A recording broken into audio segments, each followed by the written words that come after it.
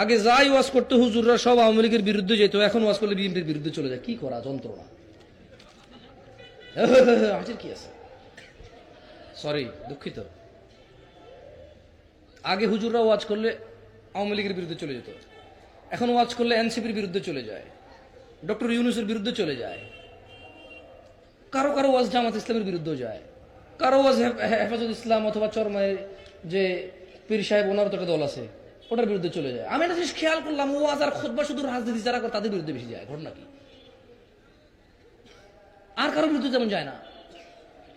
মসজিদে খুতবায় যদি হুজুর সুদ ঘুষ আর পর্দা নিয়ে কথা কয়, সবার আগে সভাপতির বিরুদ্ধে চলে যায়। ওই কয়া থেকে আমার ঘুষে টার্গেট করে। আর কি আশ্চর্য।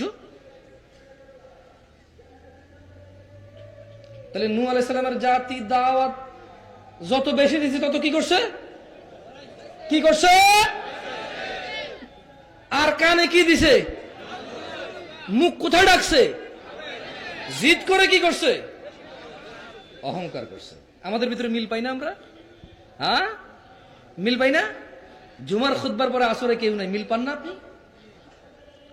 মিল পান না? এখানে আমি যদি বলি যে দাড়ি কাটা হারাম, ঠিক কিনা?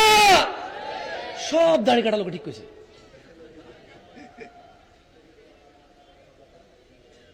জানা করা হারাম যদি বলি, ঠিক কিনা?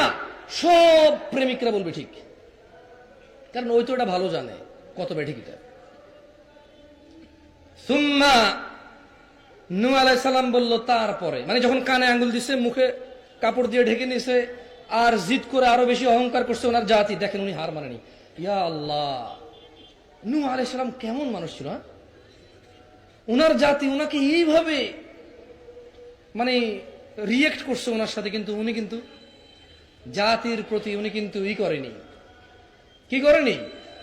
ক্ষান্ত হয়নি, জাতির প্রতি ভালোবাসা কমায়নি। আমরা কিন্তু টাকা কম পাইলেও মাহফিলে আসি না। আমি খুঁজি না, তবে আমি যে এক ফরম বানাইছি, মানে আমার কথা বলতেছি, আমি দুষ্ট করতেছি না।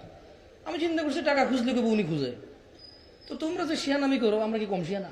আমি এক ফরম বানাইছি 2022 সালে। এই ফরম 30 জন দাওয়াত দিতে যাইয়া 22 জন বোঝে না কি লিখবে এখানে, আর রিপ্লাই দিতে দেয় না। 8 জনে দেয়, এর মধ্যে 60 জনে সুন্দর করে ইগনোর করে যায় একটা লাইন। 4-5 জনে যা লেখে আমার আর মন চায় না যাইতে।